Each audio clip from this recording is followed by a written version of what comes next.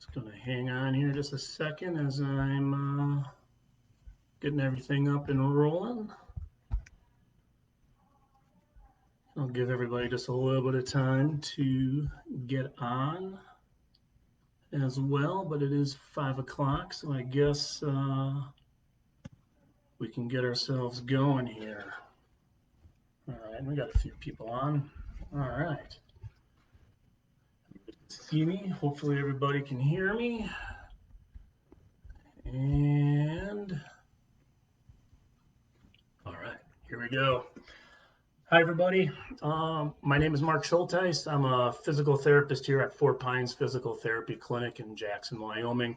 Really glad you guys are all joining me for this. This is a subject that's kind of easy for me to talk about. It's something that's kind of close to my heart.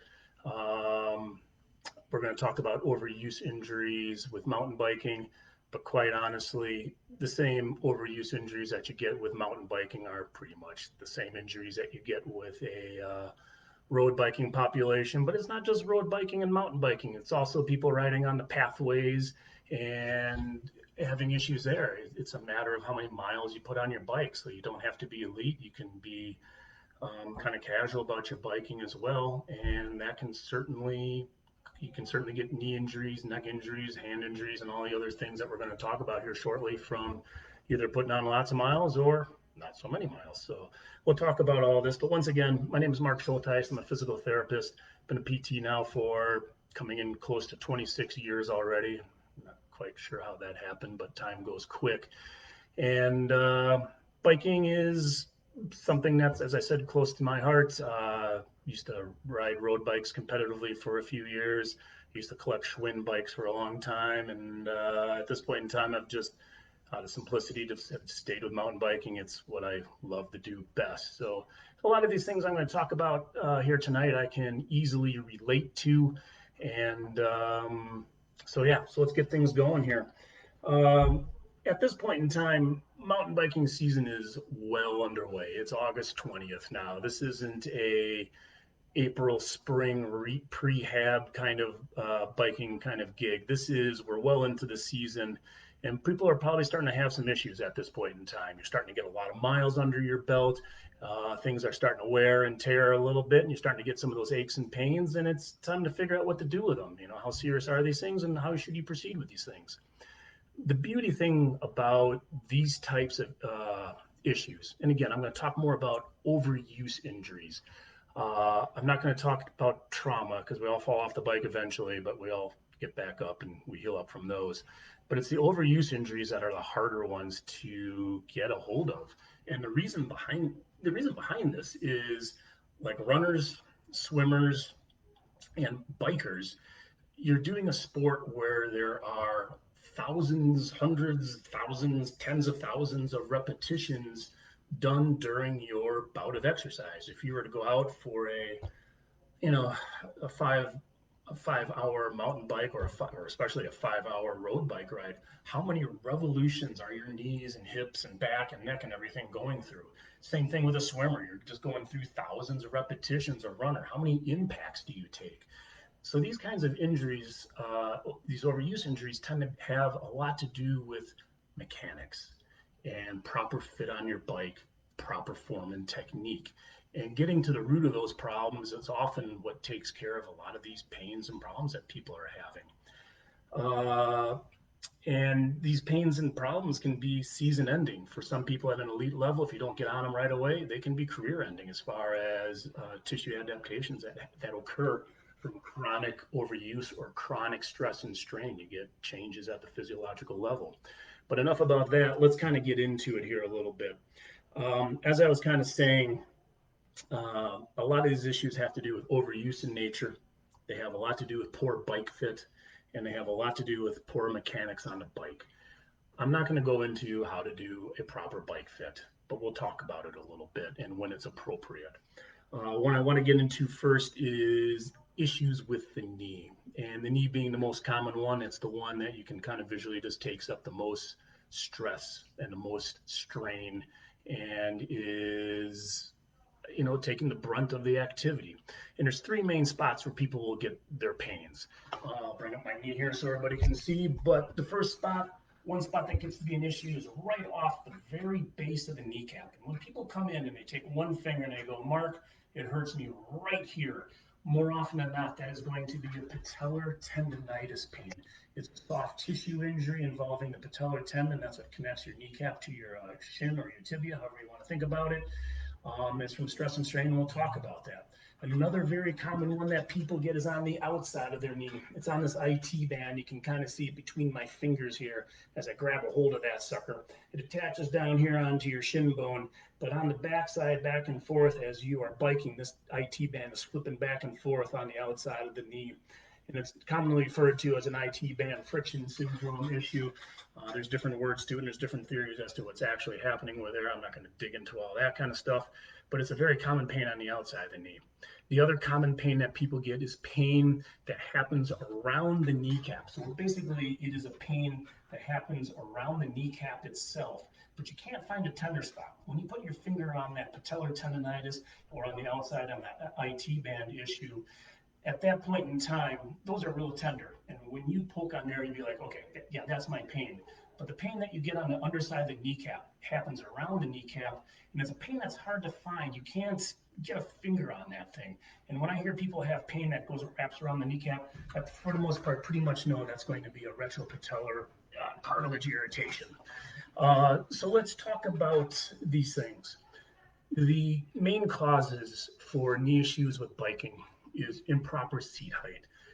More often than not, it's the fact that the seat's too low. It makes people, people who are doing the bike path, they tend to like the seat a little lower. It's just easier to get on, it's easier to get off. But if the seat's too low, you put the knee through too much of a bend when you are biking, which puts a lot of stress on the underside of that kneecap and across the front of the knee itself. So proper seat height is critical. And basically, proper seat height is kind of defined as when your foot comes over the top of that pedal arc and you come down into that 6 o'clock or that bottom position, your knee should be able to pretty much straighten out down there. If you can't straighten out your knee, that seat is going to be way too low for you. On the flip side, you don't want it too high up because otherwise your hips start to rock back and forth. You start causing back pain and low back pain. But having a proper sized seat is important for you. The other thing is letting the knee track inward when you're biking.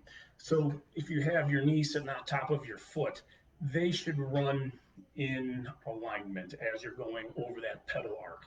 One thing that can happen is the knee can shift inward, and now things aren't necessarily lining up, and it puts a lot of stress and strain on that knee. Again, you want to think like a piston. You want that knee stacked on top of that foot so things are moving up and down in unison, back and forth, so that things can roll correctly. You could think about it being like a rope pulling through a pulley.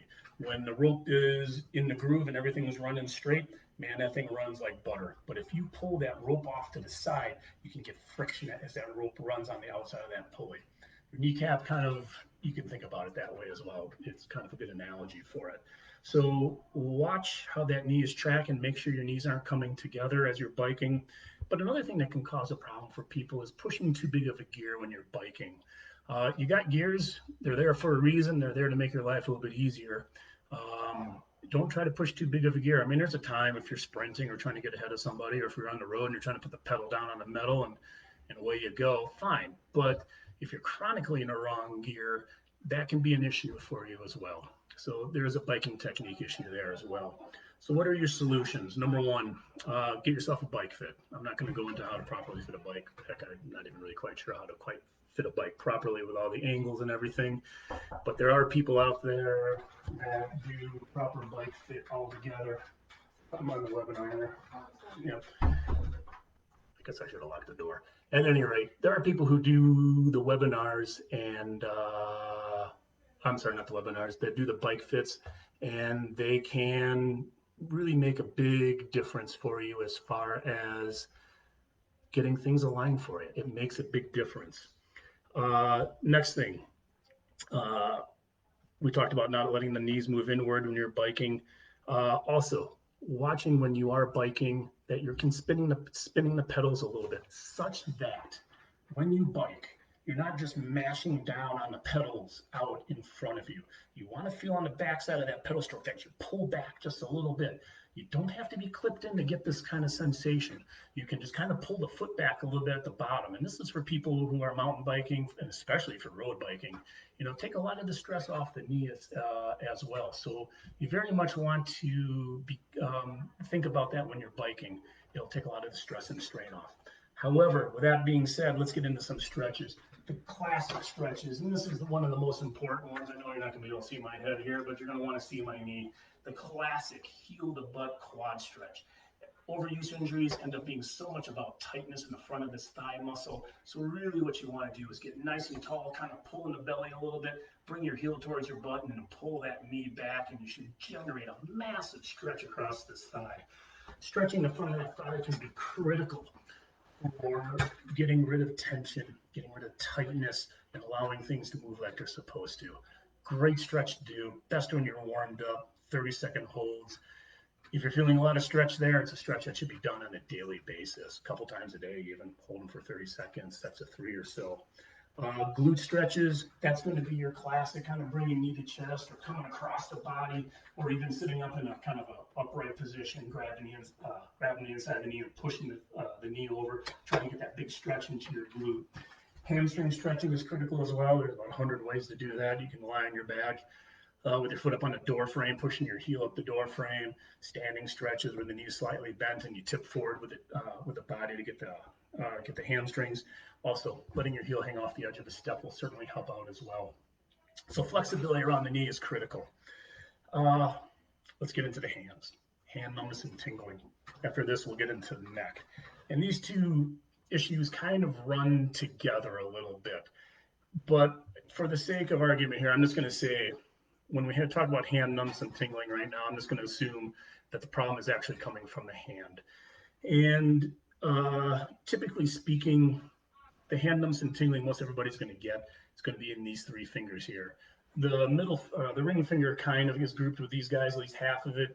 But if you're getting the numbness and tingling into these 2 and then the half of this ring finger that goes up with the pinky, that tends to be a little bit more from an elbow issue, which can be from an over gripping issue. But let's talk a bit more about the carpal tunnel. That's by far and away the more prevalent issue, let's say. And it has a lot to do with the pressure that's exerted on the hand with writing. A lot of it's from over gripping as well. And sometimes people will get nice, thick, cushy gloves because it feels better on the hands. It makes that nice cush there. It makes it easier to interact with the grips and everything else, and it feels nice. But if you're doing a lot of mountain biking, if you're doing a lot of road biking, where there's a lot of gripping going on, you now have to grip through that glove, which makes you have to work harder, especially if you've got a big, thick old glove going on there. That's why most gloves are usually pretty thin for the most part. So watch out and make sure your glove isn't too thick. That could certainly be causing an over gripping issue. But some people, you just have sensitive areas in here. This is where the carpal tunnel comes right through this area.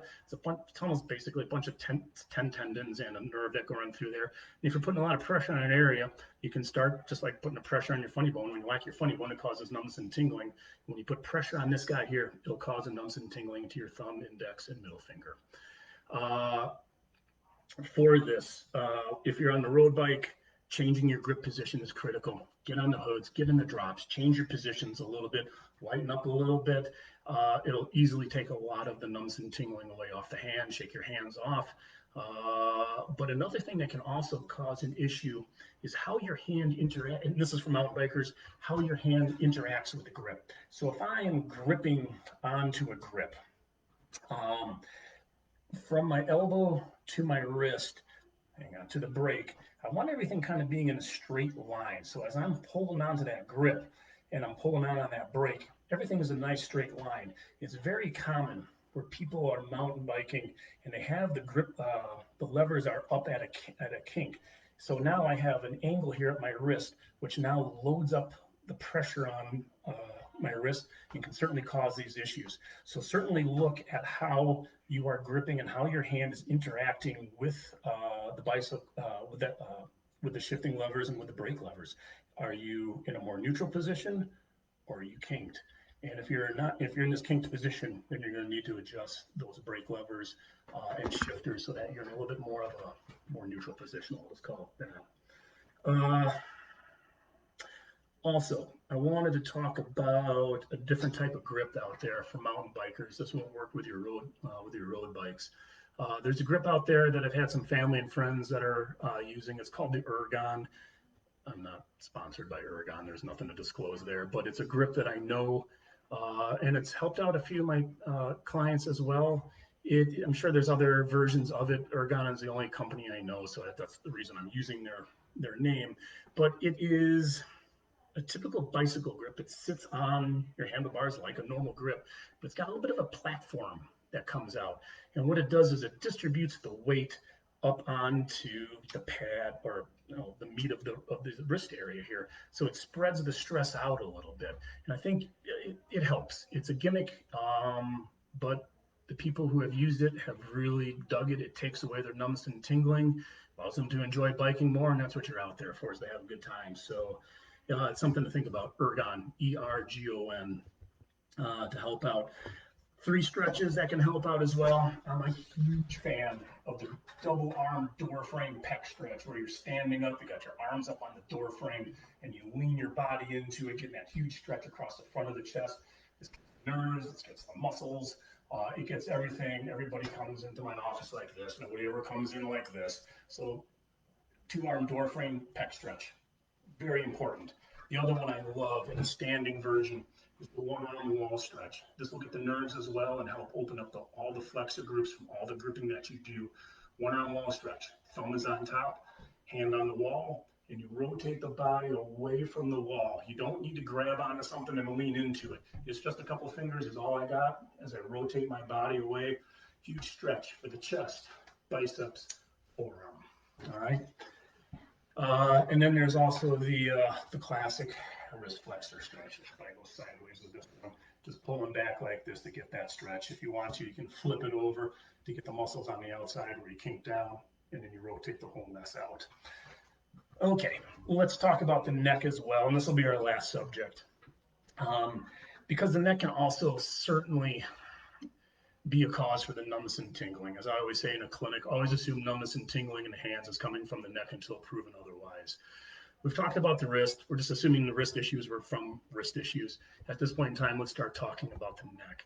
Neck issues with mountain biking doesn't usually end up being an issue. This has to do more with road bikers who are hunched over the bars, your triathletes who are in the aero bars. You're dropped down, you're looking down, you're hunched over, and you have to lift up your head. Well, this position is essentially you're jamming the joints of the neck together. You are also essentially closing down the openings where the nerves come out, and you can easily cause compression of these nerves, especially if you have any arthritic conditions, if you have any herniated disc kind of conditions in the neck.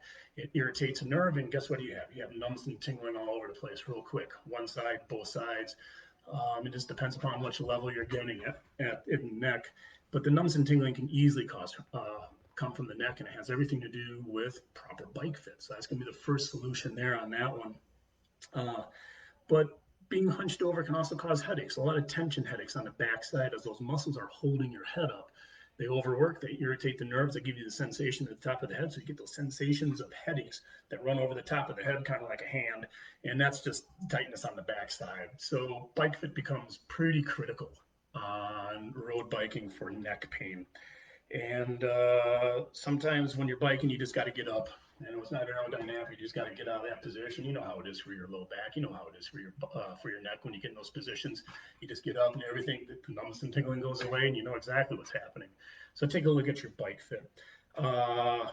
Stretching wise, there's 2 stretches I would give most everybody. I would still do your 2-arm wall stretches because neck and shoulder musculature are essentially the same thing. If you're stretching one, you're helping out the other, and vice versa. So do the shoulder stretches that I showed you in that last little segment on the hand. Upper trap stretches. I'm not a huge fan of grabbing and going sideways because you end up with pinching things here. If you're going to do the stretch where you put the hand behind your back, look down and forward to help open up the openings where these nerves come out and stretch down. You can kind of look more at your shoulder. You can look down at your armpit. You can look more down at your shoe if you want. You can get these different areas in here. Great stretch. The other one, because you get into these forward positions with the chin, you want to do some chin tucks where you're a little more upright. You pull the chin in, and when you do chin tucks, you've got to be in an upright position. You can't be slouching. You're doing this thing. Keep yourself upright. Just little easy chin tucks. You don't need to jam your chin back 100% of the way. Just kind of go until you feel that stretch up the back of the neck. Neck pain can be a little harder to get rid of on your own sometimes. Sometimes you need to get somebody in there like myself or another therapist, doing traction, doing the stretching, doing the trigger point dry needling and things like that. That we do on a regular basis.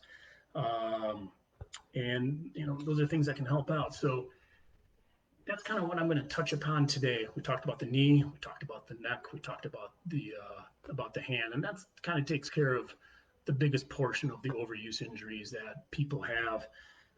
If you got questions, please feel free to email me. You can email me at Mark, that's Mark with a K, at fourpinespt.com.